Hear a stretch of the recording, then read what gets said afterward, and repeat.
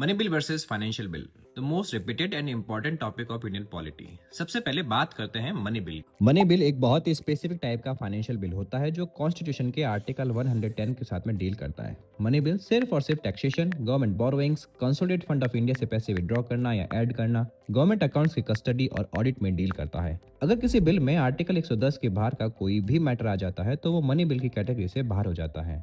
Means हर government spending से related bill money bill नहीं होता है। बात करते हैं फाइनेंशियल बिल की, तो इंडियन कॉन्स्टिट्यूशन के अकॉर्डिंग फाइनेंशियल बिल के तीन टाइप होते हैं। First, money bill itself. Second, financial bill category first, which comes under Article 117 Part First. इस बिल में मनी बिल के साथ में जनरल लेजिस्लेटिव मैटर्स भी इंक्लूड होते हैं। इसी वजह से ये बिल मनी बिल की क्लासिफिकेशन से बाहर हो जाता है, बट लोकसभा में ही इंट्रोड्यूस होता है। राज्यसभा इसे अमेंड या रिजेक्ट कर सकती है। इसे दोनों हाउसेज से पास होना जरूरी होता है। तीसरा बिल होता है financial bill category second, which comes under article 117 part third.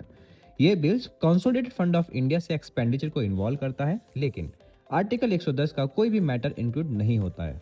इसीलिए ये बिल ऑर्डिनरी बिल की तरह बिहेव करते हैं और किसी भी हाउस में इंट्रोड्यूस किए जा सकते हैं। राज्यसभा के पास में इन बिल से रिलेटेड फुल पावर होती है। नॉर्मल लेजिस्लेटिव प्रोसीजर फॉलो होता है, बट जब डेडलॉक हो जाए तो फाइनेंशियल बिल्स में जॉइंट सिटिंग के प्रोविजंस हैं, लेकिन मनी बिल में ऐसा कोई प्रोविजन नहीं होता है। नाउ यू टेल मी कि फाइनेंशियल बिल कैटेगरी सेकंड को कंसिडर करने के लिए प्रेसिडेंट की रिकमेंडेशन जरूरी है या नहीं। Comment your answer, stay connected and follow us for more knowledge.